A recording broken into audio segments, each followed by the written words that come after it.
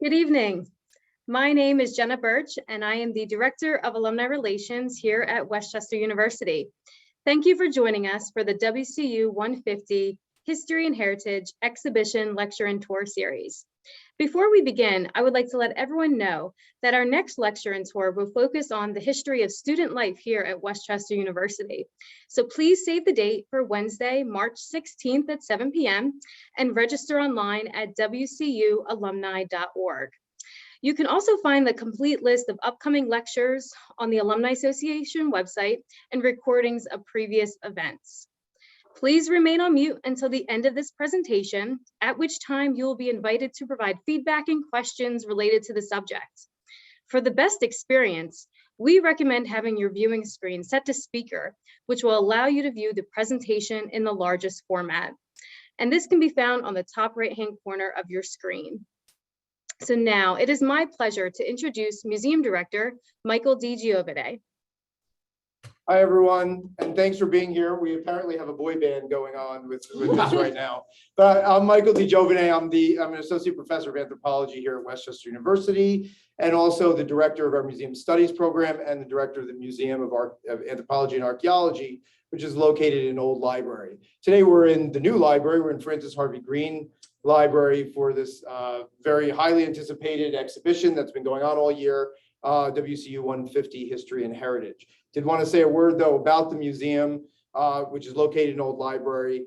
We're a dynamic, small but dynamic teaching institution and learning laboratory that really serves as a nexus for a community involvement. We have faculty from across campus, from different colleges that come and help work with our student co-curators to mount these exceptional exhibitions like the one you're about to see. And we also always involve the community as well. So you're working, Aaron, you're one of our co-curators who've been here. You did a lot in this exhibition, as did Julia Zom, who's behind the camera. And I'll pull you at some point to say hi. Then you're also working on the next one as well, bringing together something like 25 community members from Philadelphia for our next exhibition, right? Yes, that's correct. For Philadelphia's many heritages. Yeah, so that's going to be an Old Library as well. So just another word about how this all came to be before I kick it over to our illustrious guests here. This is the capstone. This represents a capstone course for the Museum Studies program. So students like Aaron and Julia have been taking diverse classes from the history and development of museums to collections care and management and art history and nonprofit management and things like that. And then the last class that they take is to curate from start to finish an exhibition. So last year we were lucky to have the support of the Alumni Association, the foundation, the president's office to really be able to put on something I think that's a little more exceptional, a little bit really nice exhibition. And so in doing this, we were talking about the big idea. What's the big idea? What's the thesis? What do we want people to come away from here? And, what we talked about was kind of this idea of like a transformation, right? We're tracing the transformation of our institution from its origins as a normal school all the way through to the largest, of the PASHE schools, the comprehensive liberal arts universities in the PASHE system. And so you're going to see, and Aaron's going to take us all around to kind of see this timeline that we have. Is a very chronological timeline, but then we're also going to stop and do some deep dives at a lot of these different exhibit cases that you're going to see that roughly correspond to three themes, which are scholarship as well, scholarship, student life, and diversity and inclusion. And so together, we're going to really learn about how we're going to change in 150 years. So let me introduce our guests. I'm sorry to go on so long. So we got Chris Mominey. Did they say that right? That's right. Chris Mominey. I only had your daughter in my class too. Chris Mominey, who's the president of the foundation, the Westchester University Foundation. John Villella, John Villella, the chief of staff for the president's office, and also Joe Kinley, who's the past president of the Alumni Association. And I understand we do have some other. We have Joe Scottling as well. Bill Scottling, sorry, Bill, and Carl's on as well, past president as well. So we'd love to hear from you all as well as we go through this. So thanks, Bill. Thanks for funding this. So I'm sorry to. Oh, you're welcome, Dr. Michael. All right. Well, let me pass this over. I don't want to take up too much time. I'm going to move out of the way.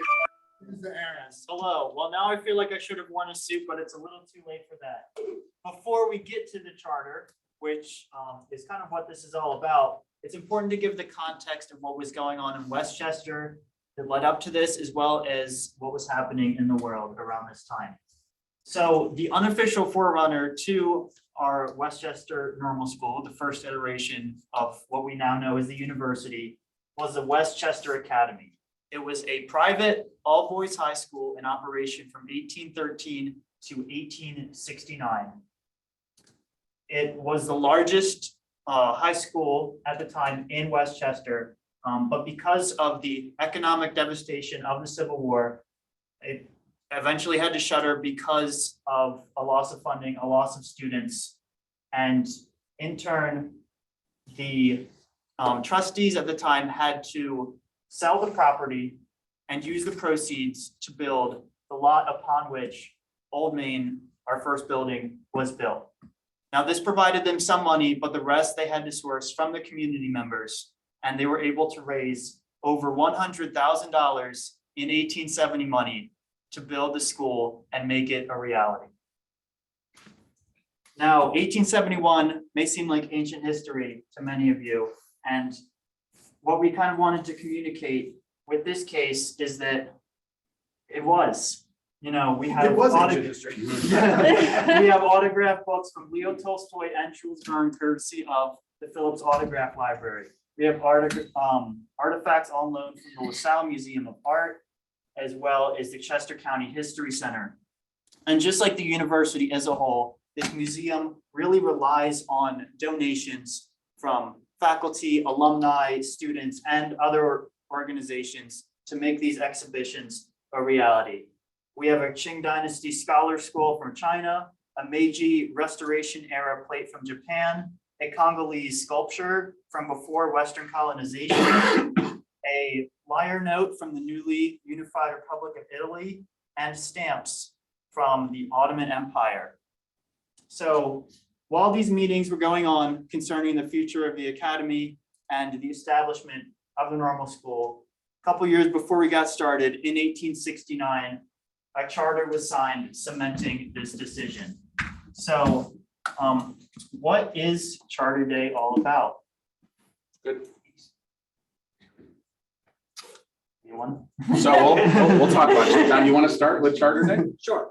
So when we started looking at this 150th anniversary celebration, one of the things that we wanted to do was to get our campus community and all of our alums to start to understand about the history of this institution and the great lineage that we have here. So we were so excited that we could find this original document that talks about March 10th, 1870, for the charter for the university to really become a normal school at that point in time. So it was in that next year then, in 1871, that we were able to actually open the doors to a normal school. And that normal school in the first year had about 130 students. Of course, if you know anything about where Westchester is right now, we are at 17,600 students. So we've grown quite remarkably over this last 150 years. So we're very excited that we could actually pinpoint the date and time that the university was founded and make sure that we can get that communication out to our campus community and all of our alums. Now, in addition to that, one of the things that we wanted to do when we really started thinking about this 150th anniversary was to recognize that we're now in a comprehensive campaign called the Forward 150 Comprehensive Campaign. And Charter Day is an important piece of that. So I'm going to let Chris talk a little bit about what we're planning to do with the actual Charter Day campaign. Absolutely. So Aaron, great job. You said two words that caught my mind: donations and raise money. So that's, you perked me right up. So from the very beginning, Westchester, the original visionaries and the founding fathers, it probably was in those days, saw how important it was to engage the community. So for us, we wanted to bring that lineage through, as John said. And on March 10th, in just is that a week from today? A week from today, you see it right here, March 10th. We are celebrating our Charter Day, and we have a comprehensive program going on, a Charter Day of Giving, that you can hear much more about on our website at WCUFoundation.org. But more importantly, this is an opportunity for folks to contribute to the campaign. This is a campaign like no other that this university has seen. We have a $65 million goal, the largest in school history. And but it's not about bricks and mortar. It's about student success. It's about scholarship. It's about opportunities for students in the extracurricular and co-curricular programs, and it's about technology, which we're going to hear about in a little bit. So Charter Day is our day of giving next Thursday, and it's a great opportunity for folks to the $5, $10, $50. There's challenge matches out there, so it's all going to be out on social media. So look for that, and we're really excited to tie right back to this original charter. So yeah, it's awesome stuff. Great. So Aaron, where are we going next? So we're going to the original desk of Principal Phillips, our fourth principal and longest tenured. Principal Phillips oversaw the first great expansion of the university, adding 36 acres, recruiting students from all backgrounds, fostering a campus of tolerance, and recruiting even as far as the Caribbean.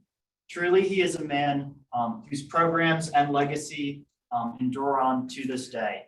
And I understand we do have a legacy program named after Mr. Phillips, isn't that right? That's right, we do. It's my cue, sorry. So again, part of the legacy of the university from George Morris Phillips is our society, our planned giving society.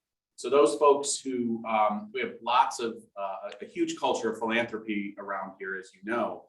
But some of our folks really want to give a legacy gift or remember the university in their estate plans or in their wills. So we thought it was appropriate that we name that after George Morris Phillips. And so over time, we have grown that society. Some folks that have contributed to that have really been intentional about making their plans for the future to secure scholarships and whatnot for Westchester. So that's been a big push of ours at the foundation, especially over the last 4 years. And again, interest in that, we love to talk to folks. We can't give any legal advice. We usually give people right back to their financial planners and attorneys. But at the end of the day, this is a great way to secure a legacy here at the university. So. And one of the really good things about this society is this is a remembrance of a leader at this institution that really had a great vision for internationalization. Even way back in the early 1900s, late 1800s, he was interested in affording our students opportunities to do international travel experiences. And one of the pillars of this campaign is for us to be able to continue those kinds of opportunities for the 17,000 students that we have here today. So we're very excited that we're going to be able to continue that tradition, and our legacy donors have really helped us to get towards that goal in and year out. And I think our friend Joe Kinley is a member of the society. Yeah. Correct? Awesome. Awesome. Well, I mean, it's a long ways off. It's a long ways off, but we're glad to be part of this society. Awesome. What do we have next, Aaron? Yes, so 1898, I a think big that year was for the zero. university. Yes, as you mentioned, the internationalization, the Spanish-American War brought the first huge influx of students from foreign countries. 1898 was also the year of the formal incorporation of the Alumni Association, but it actually got its roots back more than 2 decades earlier. At the second commencement in 1875, the principal at the time, George Morris, not George Morris Phillips, directed the creation of the Alumni Association, which was kind of in the works with the first graduating class of the school. Now, very early on, they set up a scholarship fund for incoming students to the tune of $215. So that is something that our Alumni Association has always been involved in, and is, another legacy that we are very proud of. Joe, talk about the work of the Add to that, the Alumni Association to this day has a number of named scholarships, family scholarships, memorial scholarships that we award every year to students. And the Alumni Association has always been very proud of our past students, our present students, and our future students. So 1875. I wasn't here then. Really? But we're often proud to give those scholarships. Excellent. Fantastic work. So moving on from the normal school era, we enter that of the Westchester State Teachers College. And, involvement with the state. This was a time of increased service, both with the community and with the state. Now, there was a time early on here when with 2 years of state service, tuition would be free. I believe that was 1928. And we also had the creation of our Rammy mascot early on here in 1934. Now, our first unofficial mascot was Principal Phillips's dog in 1904, but Rammy is what we've all come to know and love. The girls helped raise $10 and the boys went off to a local farm to purchase a live goat. And he's been through many incarnations, countless through the decades, to become the Rammy we all know and love today. Yes, so this was also the time of student involvement in the community. We had the Friar Society, an all-male service fraternity group in 1937, as well as their counterpart, the Abbeys, in 1959. And I think this student-led community service is really something that this university takes pride in from all levels. And actually, just as you're saying this, I mean, we had several friars who have been curators of different exhibitions and things like that. I think they're really good at kind of bringing together community. They bring their friends and other community members to help out.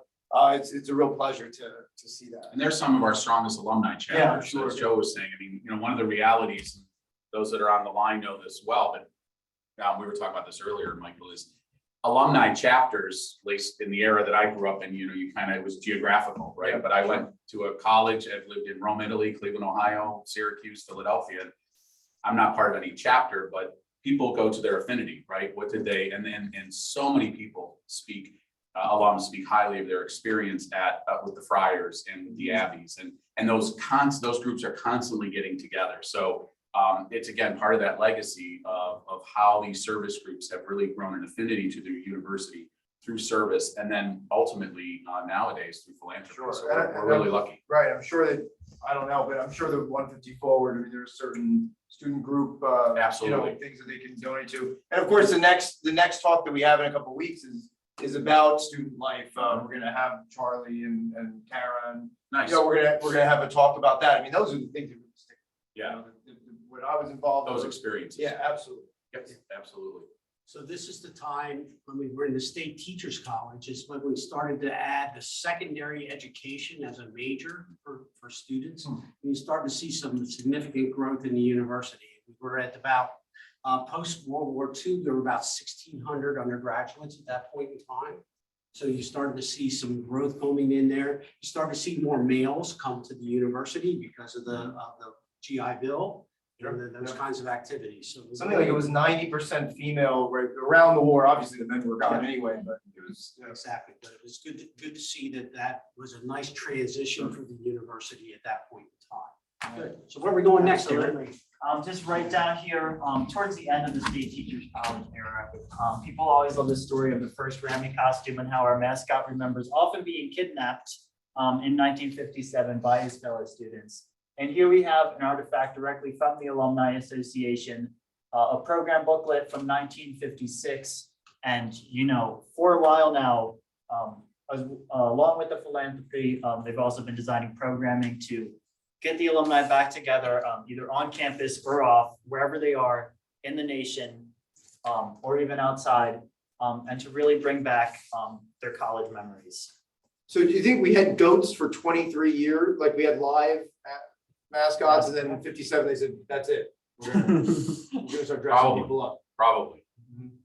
Well, but we did bring back some real rams. Did we bring back? All the way, yes, we Is that did. right? And the Friars were very important in that because they would go down to the farm every day, every home game, and grab the ram and bring them up. Oh, that's great. All in the light of day, I'm Yeah, sure. right. I'm sure of that. But the other way our alumni, and Aaron was talking about, that our alumni really help connect is through just that networking, right, is through mentorships or internships with their companies. A massive, what is it, 117,000, 120,000, Jenna, will correct me, alumni. And, you know, the opportunities that are open for our graduates. I mean, one of the things that I'm so excited about, my daughter's here now, and my son will be coming here, is just that network. I mean, you hear that all the time from different universities, but we're spending a week next week down in Florida with the president. We've got some great alumni events. We've got some great individual donor visits, and they're always asking, what can we do to help? What can we do to help? Kids need placements, they need jobs, they need internships. Oh, kids are coming to Florida, have them, you know, they need a job down here. Have them look me up. I own some apartments, etc. So it's just a wonderful extended family. And Chris and Aaron, we do have a alumni weekend Yeah. This April, April 21, 22, 23. There's many programs that alumni can participate in, and we will have students, alumni from all over the country visiting, participating in different programs. That's gonna be an awesome event because Awesome. that's our sesquicentennial. Yeah. It's a big celebration. Big Yeah. celebration. 150th sesquicentennial celebration. Every one of the colleges is going to do a showcase in the afternoon on that Saturday afternoon. So it'll be great opportunities for you to come back, maybe visit with some professors that you may have had during your time here, and reconnect with some other people and see some of the great things that are happening. If you have not been to this campus in the last 10 to 15 years, you need to come back and visit. You will not recognize this place. There are some great buildings and some great growth in terms of the infrastructure of this institution. Absolutely. Save the date, April 21, 22, 23. And then in the fall, October 7 through 9, homecoming. Yep. So that's also an important signature program of the Alumni Association. Absolutely. Are we going to talk at all about technology? Yes, we'll get to there. in a Okay, second. sorry. Gotta get to the 60s. On the track. That's my traffic. We're almost there with the 60s. I think we're just crossing over the line here into Westchester. We're State. trying to get to my Sorry for getting closer. Yes, so this is a transformation from a teacher's college to a comprehensive liberal arts university that offers many more programs and majors, and thus opportunities beyond the realm of teaching, as well as research opportunities both for students and faculty. Yes, so we'll jump over to those exhibit cases for a deep dive in a second. But beforehand, we want to touch on also the enormous expansion that we went through during this time. Along with the number of students, we needed places to house and feed them. For example, from 1965 to 1966, this library that we're standing in right now was built along with Tyson, Goshen, Lawrence. Sturzenbecker was built in 1970. The difference between then and now is the state helped us out with fundraising for those. Now we have to do it by ourselves. Is that correct? Well, the state funding formula is not the same as it used to be, they tell me. So yeah, we count on philanthropy to help us with some of these, and you'll be hearing a lot more about some of the facilities projects coming up. But obviously the most critical and the most famous building right now is our new Commons and the School of Engineering in the Commons and Science and Engineering Center in the Commons. Right in the center of campus. If you haven't seen it, it's really unbelievable. Largest building across the Apache system, 173,000 square. Is that, did I get that close? 75,000. 175,000 square feet. It's unbelievably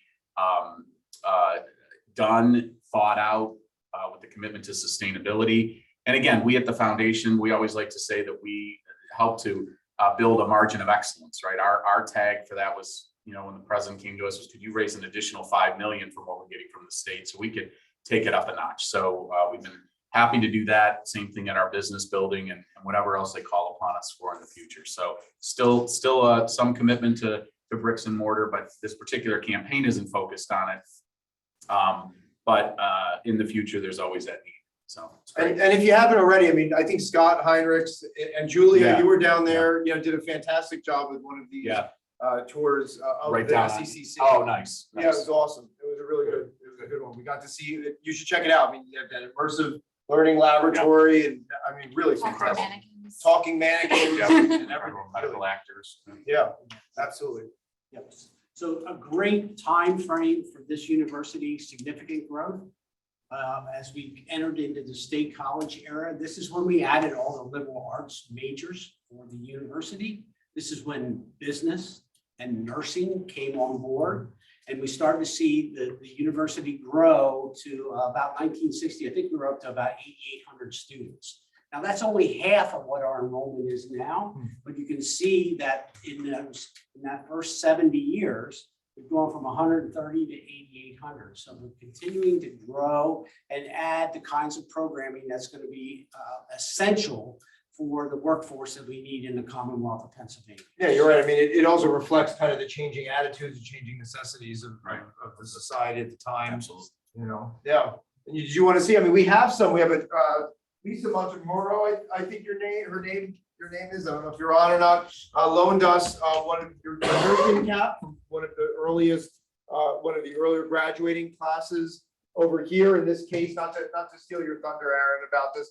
This is our our research and academics case. We have a lot of really interesting things just to kind of highlight some of the diversity of nursing with the Cochrane microscope, one of the earlier microscopes back in the earlier days in the 20s, I think. But Ron will correct me. I mean, from our own collection in the museum and the Department of Anthropology and Archaeology, this is a soapstone bowl from native pre-Lenni Lenape people, probably about 5,000, 8,000 years old. What we've done with this particular one, there's even food residue, so we've carbon dated it. We know what they ate at the time around here. I mean, just fantastic stuff. We have minerals from the Geology Museum, another museum on campus, a fantastic small museum. Also, like us, it takes school kids around all the time. They love it. What else do we have? We have the something new, the Ram Chefs from the Department of Nutrition. Ram Chefs. Julia, you were integral in kind of talking and getting that. I know you're she's trying to videotape it, but what's the Ram Chefs? So Ram Chefs was a program that was started in, I believe, December 2020, which offered individuals with developmental disabilities a chance to both learn how to cook at home, but also, get friends, talk to people, get out and get active. It's a really great program, and I'm really glad that the campus has it, because I think it's really important for all individuals to know how to cook and take care of themselves. It really helps that feeling of independence that some people sometimes have lost. And I'm sure they're gonna have a great time. That new SCCC has like top chef, Yeah, it does. kitchens. It does. I'm jealous because I love Yeah.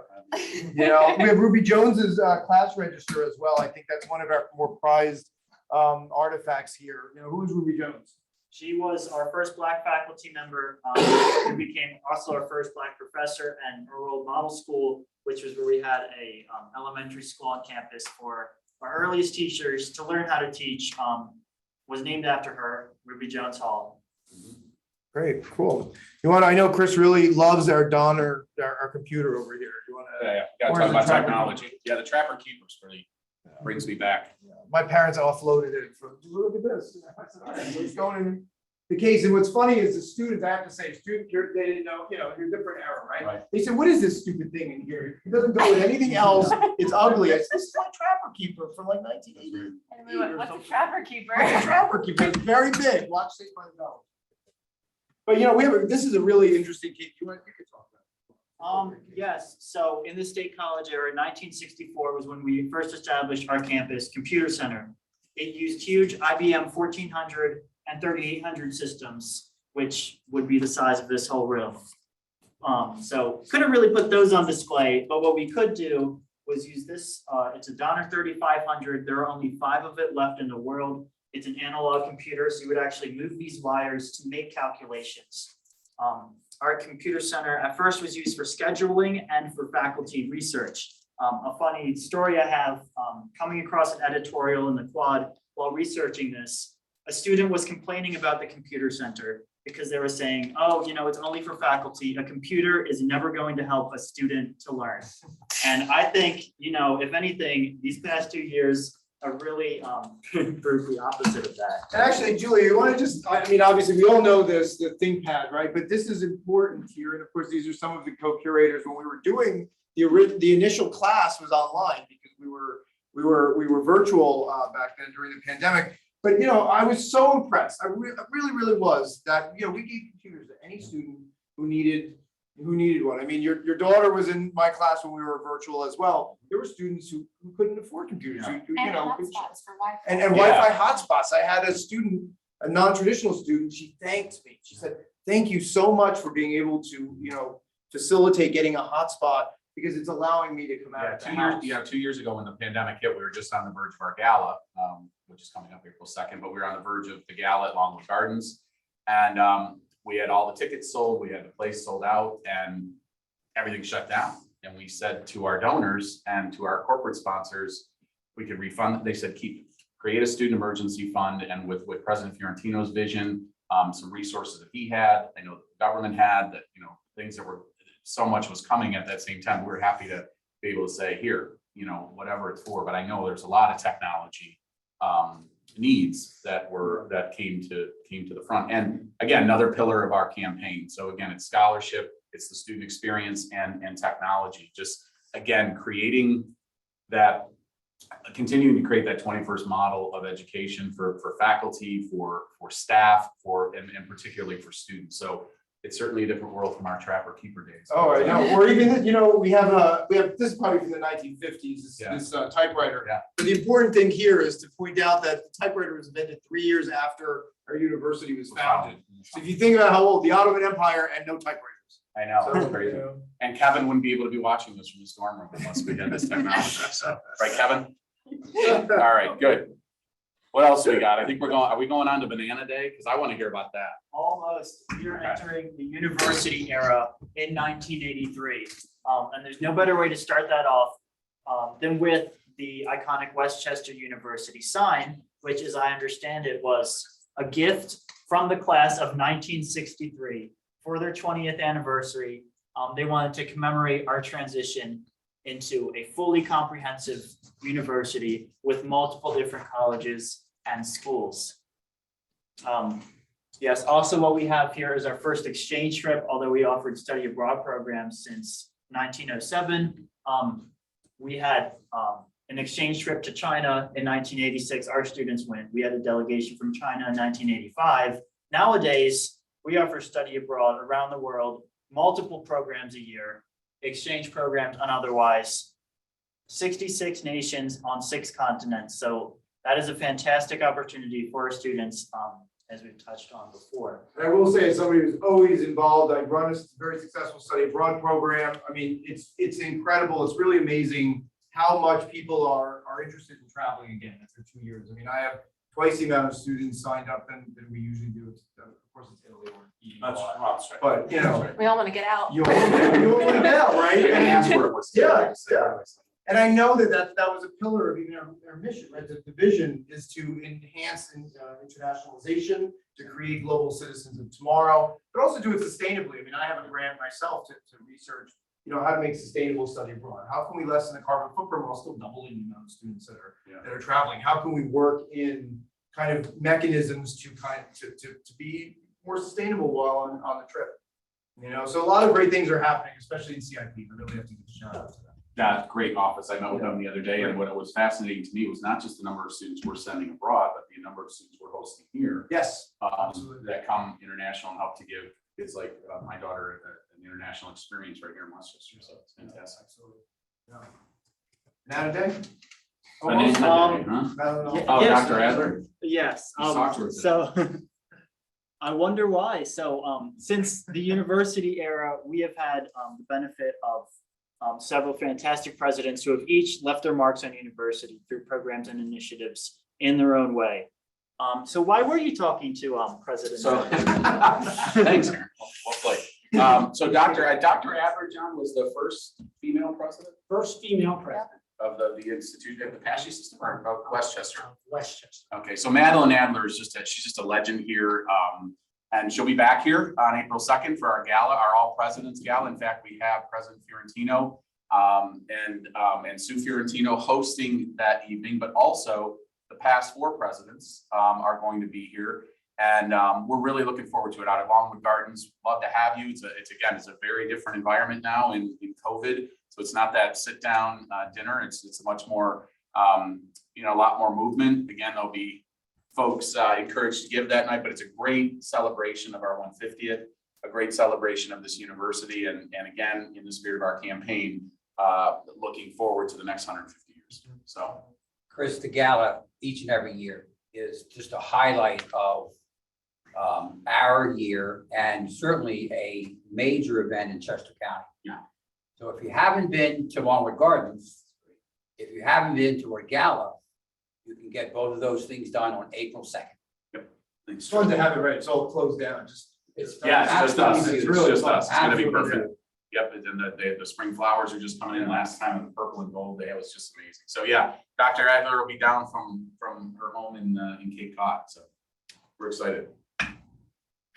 Excellent. So I hear we've been waiting for Banana Day. Here we have it. Gotta hear this. 1996, student Rodolfo Telez decided to start a little thing with his friends where right before finals week, he would hand out bananas, sometimes throw them at people.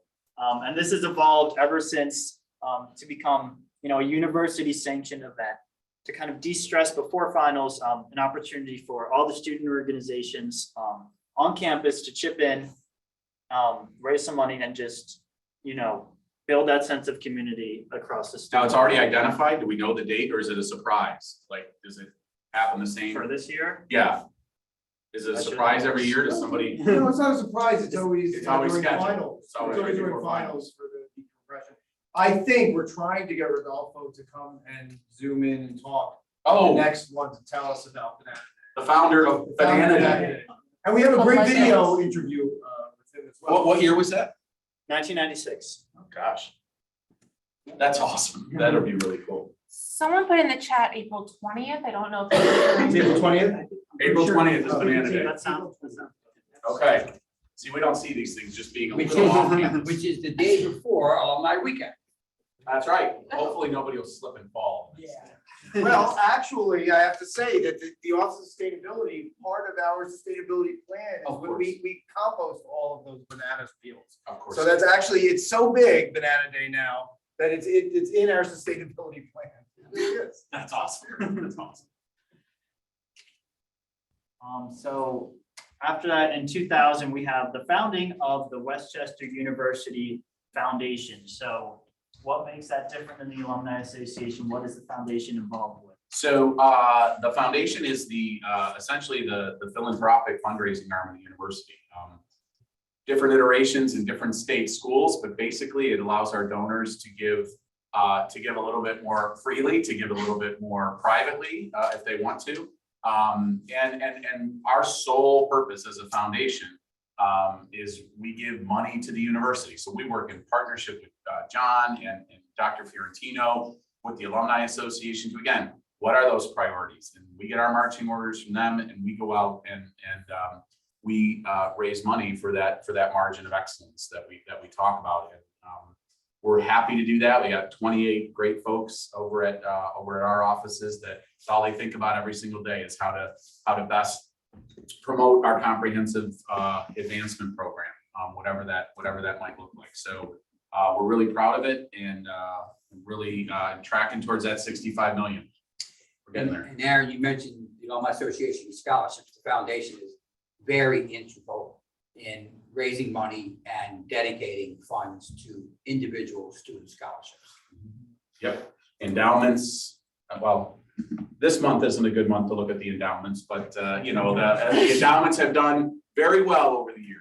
We've had some great investment strategies and we're really proud of what we've done. So, but it's a long-term commitment and the endowments will be here for years to come. Yep. So. Yes, and as you mentioned that, we had a former quarterback of ours, Michael Horrocks, a very successful one, who was the co-pilot of United Flight 175 that tragically crashed into the second tower on September 11th, 2001. Since then, we have raised a statue in Farrell Stadium in his honor. And more than that, you mentioned these endowments and these name scholarships. We have established one in his name, I believe, for student athlete leadership. That's right, and we just received a check at one of the games this year, a $50,000 check from the Pilots Association. that came, they sent their representatives up from Washington, and it was a great celebration. So Westchester's name is out there, that's for sure. That's for sure. You want to go next, Aaron? Well, we had a commitment to sustainability under President Greg Weisenstein. That was when we signed on to the Climate Action Plan, along with dozens of other universities, committing to different goals for sustainability. And I really see that even through my short time here, I see improvements every semester. Even coming back from some breaks, you see just little new ways we can reduce our footprint. And you know, as you mentioned, that's a pillar of this new initiative, and that's something that I'm really excited to come back and see as an alumnus myself. Sure, absolutely. And the students are really involved. There's a number of clubs, sustainability clubs, and Yeah. student workers. I have one of the co-curators of this next exhibition works in the office of sustainability, really dynamic freshman. Yep. And he's just been fantastic. I've learned a lot about it through some of the construction projects, through the new fountain plaza that's on, Yep. and how that's recaptured rainwater. And so it's really, sometimes you hear that term sustainability and say, yeah, that place is committed to sustain. You really see it alive and well. But oftentimes it's cost It's effective. real. I mean, It our is. LEED certified buildings, the SECC, the Yeah. business, Yeah. I mean, it's probably, it uses energy That's right. a little bit better than a library maybe Yeah. does, you know? But Yeah. The boiler. the boiler. The old boiler. Get out of your way, Aaron, so you can wrap up the show here. Yeah. Yes, of course, we have our sports case, not to dwell on this too much. But as mentioned before, our sports teams and student athletes also perform community service. They get involved, they get assigned mentors through the community to learn and grow and to expand academically and professionally as well, which is great to see. So, yes. Yeah, the Wells School of Music, and let Dr. Villella speak to the Wells School of Music. Yeah, so in 2018. You're gonna bring your trumpet. No. Yeah, where's the solo? We had the largest donation in school history. I did play a couple solos way back in the mid 70s, but I was so happy that I could work with my former mentor, Jim Wells, and his brother Richard, who were both graduates of Westchester University. And they Sorry, I don't want to interrupt, but I'm going to interrupt really quickly. We can't see you. You can't see me. Um, I'm only 5'6". It went dark again. Oh, Maybe, there you are. You guys look great. There we go. I see you, Got Julia. it. Thank Okay, you. good. I appreciate There we go. that. There he is. I'm trying to be incognito. But He likes to be behind the Go scenes. ahead. I'm just so thrilled that my mentor, Jim Wells, and his brother Richard saw the value of continuing to make a contribution to Westchester University School of Music with a $3 million gift back in 2018. That was the largest gift that the university has received to date. And we were so excited to see that happen. And what it's done for the School of Music, it's allowed them to expand their graduate assistantships, to expand the opportunities for our ensembles to travel and to be present. And because of that kind of thing, the wind ensemble was allowed to play at the Collegiate Bandmasters National Association in Phoenix. So to get 55 musicians to Phoenix, that's something that would have been unheard of at our university back in the early 2000s. So we had the money that we could make to make that happen, and to continue to really focus on giving students opportunities to display the great work and education that they get here at Westchester University. You know, I think the School of Music is one of those fantastic institutions that really do that. They're out there, right? You have the Macy's, I mean, even the band, the Macy's, marching band. yeah, we've been to the Macy's a couple times. And, you know, I had the dubious privilege of being an integral part of that marching band program and the music program for a number of years. And it's been the highlight of my career beyond belief. So I was just so excited I was able. My kids have a John- piano teacher who's an alum. Yeah. John's very humble about this, Yeah. but if you haven't seen the incomparable Westchester University No. Marching Band, October 7th or 8th, homecoming, they'll be showing off at the stadium. They will, and with glee, they will be Yes. so happy. Fantastic. It's just great to see the spirit that group has.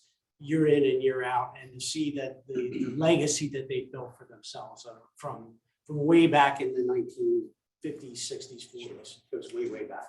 Those students are having the time of their life. For sure. Well, yeah, I mean, I think music, I mean, it extended from the very beginning, the Aryan Society, the Moore Literary Society, I mean, they got together, they played music, I mean, the arts were always, you know, something that was supposed to, we were supposed to be training, you know, teachers to be holistic Renaissance people, you know, back in the 18th So, century. and that goes way back to George Philip Morris. Sure. You know, his interest in the liberal arts way back was so integral. Yeah. In fact, the second building that we built on this campus was a gymnasium. Right, yeah. That One was is- unheard of. Everybody thought that, you know, that the next thing that we would do would be another academic building. But he was looking at ways that we could keep students engaged and give them the kinds of experience in addition to academic co-curricular experiences that would be important. Yeah, absolutely. All right. Great. Good. All right. This has been a great tour, Aaron. We really appreciate Aaron, it. thank you. Yes. Aaron, you're very welcome. impressive. Your leadership to get us around the horn here. Yes. Around the horn. Well, thank you all, and thank you for the support. Yeah. Did we want to hear from Bill or Carl at all? I'm sorry that you guys were silent through this.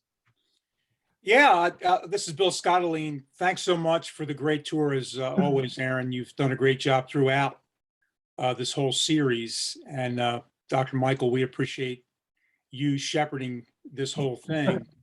And John and crew did a great job. And Joe, you represented the Alumni Association very well tonight. Thank you very much.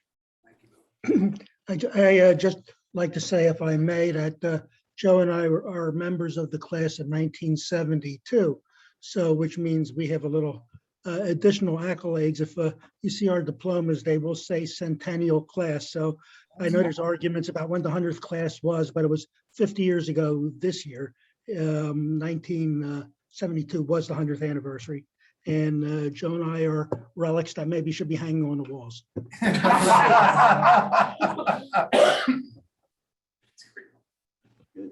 Yeah, well, are there any questions? I did want to also just take a minute while we're thinking of questions here, to really Oh, thank. we lost you again. We don't see you. Oh, yeah. I No, wanted there to you thank- are. Sure. We'd love to see your Got it. faces. There you are. Well, first Perfect. of all, I wanted to thank, you know, this exhibition wouldn't be possible without a lot, like I said before, a lot of involvement by the community. All of our exhibitions are at the museum. I did want to kind of just highlight Andrew Lukowski, you know, one of our historians. She just came out, like today, with her book on the sesquicentennial history of the Hold on. university. Hold on 1 second. We can't see it. We want to see that book up close and personal. There it is. So this is Ann's book. Thank you, Ann. I don't know if you're on. I know she's doing a book signing tomorrow at 1, right? No, the 10th. I'm sorry, next week at 1, right? To do this. 12:30. 12:30. Special collection. Special collection. So thank you, Ann. Thanks for all of the loans from all of our from all of our alumni. I mean, we got one of yours sitting right here. Beautiful. This is from the Kinley family. Yeah, so thank you to the Kinley family. Thank you to all, a lot of this are on loan from our alumni. And also I did want to just, you know, have Julie, I wanted you to come up too, just to thank, Julie has done a number of these tours. You fabricated a lot here. Aaron and another, I think the next exhibit is going to be, the next tour is going to be on student life with Chelsea Moore is going to do it. Both Aaron and Chelsea are 1871 fellows as well. So, I mean, I think that this really, hopefully this had something to do with, you know, your formative experiences here. I don't know. How did you, you know, I did want to just hear what you had to say about, you know, the museum studies program.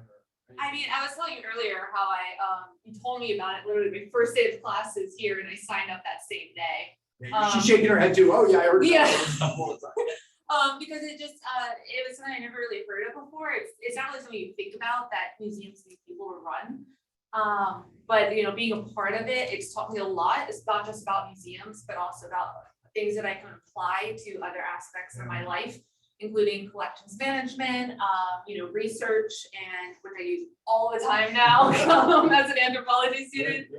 But it's also, I made a lot of great friends in this class because it is more niche, museum cities minor, but it also means everyone knows each other, everyone's there to support each other, which is really great. And you're getting some professionalization too. I mean, you're doing Yeah. all of this. Yeah. You were on ABC News, both of you were on the news, giving tours and things. So it's just really great. I'm really proud as well. Should be. Yeah. Yeah. Awesome. Thank you. Awesome. I'll go back behind the camera. Jenna, do you have the final word? Well, first, I just wanted to see if anyone else has any questions. Anyone that's watching tonight, feel free to ask them. We love All right. questions. All right, well, if we don't have any questions, as Michael said, oh, wonderful, go right ahead. Thank you very much for this presentation. It was really fascinating. I've worked at Westchester for 5 years now, and I learned a lot by being part of this. One of the things that's really special about Westchester, from my perspective, is how closely we work with the community of Westchester Borough. And I'm just wondering if the growth of the university over the last 150 years has changed that relationship, or if there's been any important milestones between the university and the community over these 150 years. Great Okay. question, Brad. Great question, Brad, and thank you for raising that. Of course, the community and the university, we need to be partners, and one needs the other. And if you have any experience about the town of Westchester, if you go back into the 1970s or so, it was not a town that you really wanted to spend a lot of time uptown.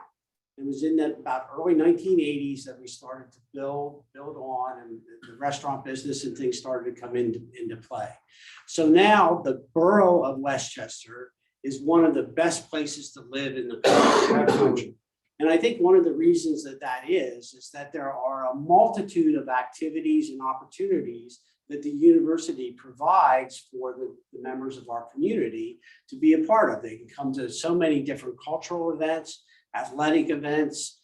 There's so many things that can happen within the university to support the community itself.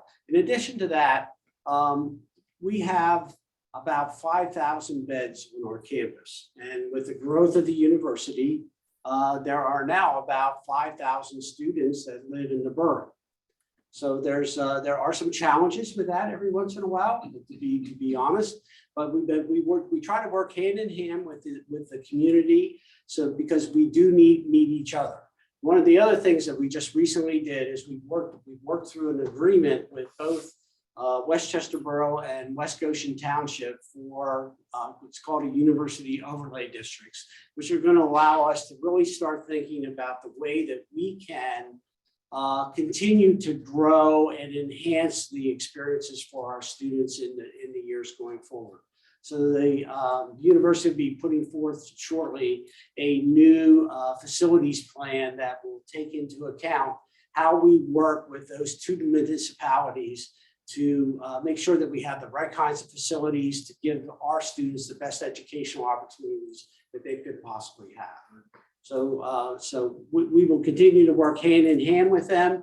We both need each other, and I appreciate the question, Brad. It was a great one. Thank you. In your office, Brad, I mean, you collaborate with different community organizations too, Westchester Green Team and others, right? I mean, they've even loaned us artifacts and things for Earth Day exhibition. The mayor always comes. Absolutely. Yeah, the community of Westchester and Chester County as a whole has really been supportive of the university's sustainability commitments. And to be honest, sometimes they push us to work harder and to do better at that commitment.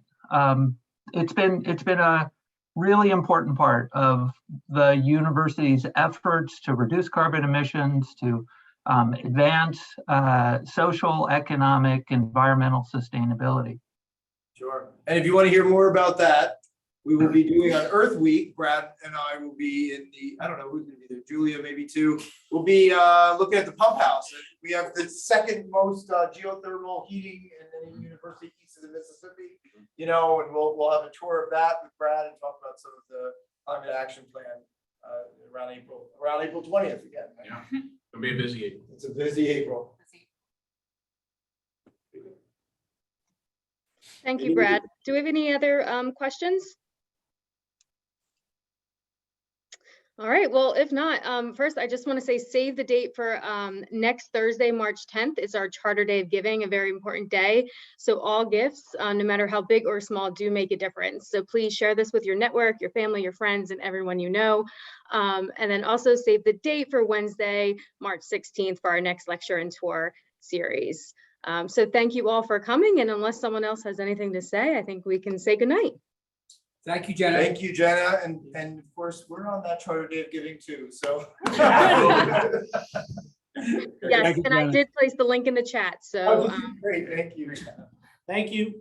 Thank you, Good night. John. have a good night, everyone. Thanks, fellas.